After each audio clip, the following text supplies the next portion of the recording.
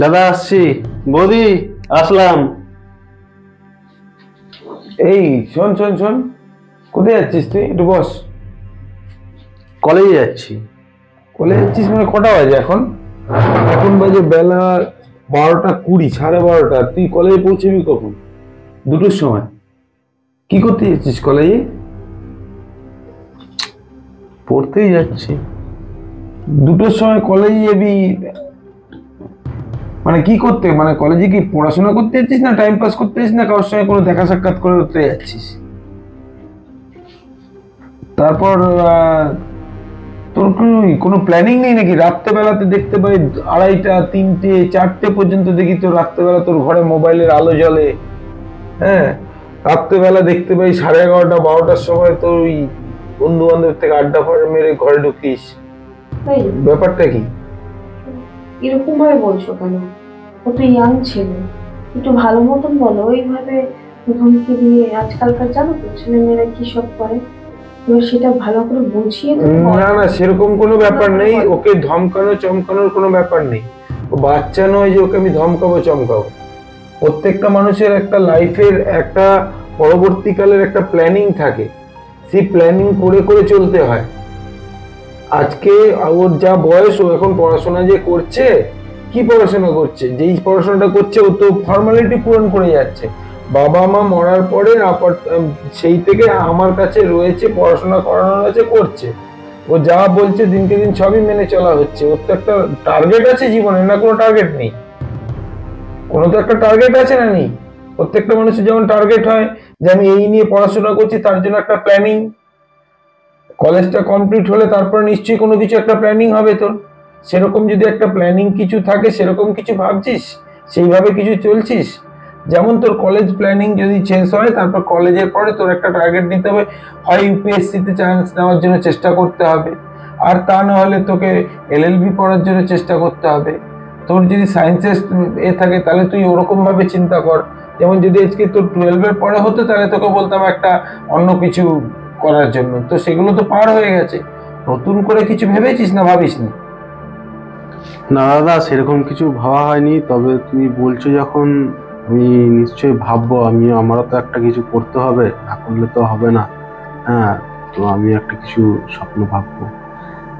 দেখ, ওইভাবে ভাববো, স্বপ্ন দেখবো, ওইভাবে চললে হবে না। তার জন্য একটা প্ল্যানিং নিতে হয়। আজকে যারা একটা বড় বড় জায়গায় পৌঁছায় বা একটা বড় স্টেজে যায়, মনে কর যে আজকে যারা রেলে চাকরি করে না, তারা কিন্তু ভাববি না যে ওই গ্র্যাজুয়েশন কমপ্লিট করে বা উচ্চ মাধ্যমিক করে বা কোনো কিছু করে দুম করে গিয়ে তারা রেলের চাকরিতে জয়েন করে ফেলেনি। আজকে যারা ডাক্তার হয়ে গেছে, তারা কিন্তু আজকে বলে কালকেই গিয়ে ডাক্তার হয়ে যায়নি। আজকে যারা উকিল হয়েছে, তারা আজকে বলে কালকেই উকিল হয়ে যায়নি। তারা কিন্তু উচ্চ মাধ্যমিক, মাধ্যমিকের পর থেকে একটা প্ল্যানিং করে। তোর তো মাধ্যমিক উচ্চ মাধ্যমিক কমপ্লিট হয়ে গেছে। আজকে যারা একটা এমবিএ করে, তারা কিন্তু একটা কিছু প্ল্যানিং করেই এমবিএটা করেছে, যে তারপরে একটা কিছু ফিউচার প্ল্যান করে। প্রত্যেকটা জিনিসের পেছনে একটা স্টেজ ওয়াইজ ভাবতে হয়। তুই যেভাবে চলছিস, তোকে যেভাবে দেখছি আমি, এটা কিন্তু কোনো প্ল্যানিং এর লক্ষণ নয়। তুই কি করিস? সকালবেলাতে ঘুম থেকে উঠিস 12টার সময়, তারপরে যাচ্ছিস 1টা-1:30টার সময় কলেজে। তুই রাত্রেবেলা ঘুমাস যে কি করে থাকিস? তুই 4টের সময় ঘুমাস, 12টার সময়, 11টার সময়, 12টার সময় ঘুম থেকে উঠিস। এইভাবে চললে হবে না। নিজের ফিউচার নিয়ে নিজেকে ভাবতে হবে। এখনকার কম্পিটিশন এরকম হয়ে গেছে, যদি তুই কোনো প্ল্যানিং না করিস, তোর বন্ধু বান্ধব তোকে ডিঙিয়ে চলে গিয়ে আরেকটা বড় জায়গায় পৌঁছে যাবে, আর তুই কিনা সে একই জায়গায় একটা গণ্ডিতে আটকে থেকে যাবি। কারণ তোর কোনো ফিউচার প্ল্যান নেই। আর তোর ফিউচার প্ল্যান নেই বলেই তুই দিনে দিনে সবার পেছনে চলে যাবি। পেছনে গিয়ে লাস্টে দেখা যাবে মুদিখানা দোকানগুলোর মধ্যে বসে আছিস, একখানা কাজ করছিস ওখানে, নিজে কিছু প্ল্যানিং করিস নি তো। আর তা নাহলে বড় বাজারে কোনো একটা গিয়ে মুটিয়াগিরি করে বেড়া, তাই তো? আর তা নাহলে কোনো একটা বেসরকারি আন্ডারে গিয়ে ওখানে একটা 5-6 হাজার 10 হাজার টাকার মাইনের জব জোগাড় করে নিয়ে ওইভাবে লাইফস্টাইল করবি। এটা কিন্তু লাইফস্টাইল নয়।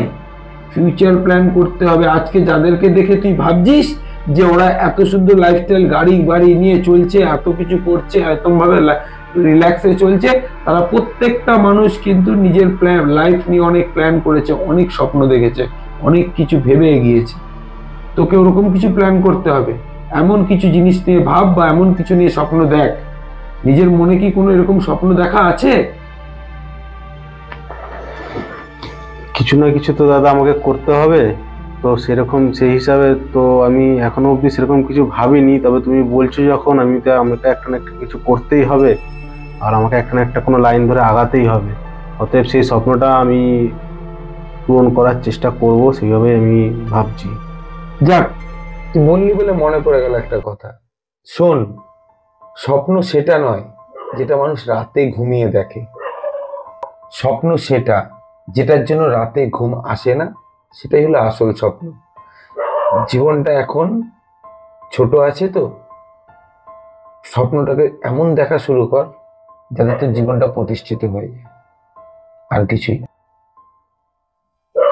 বুঝেছিস? হ্যাঁ দাদা, তুমি ঠিক বলেছো। ঠিক আছে।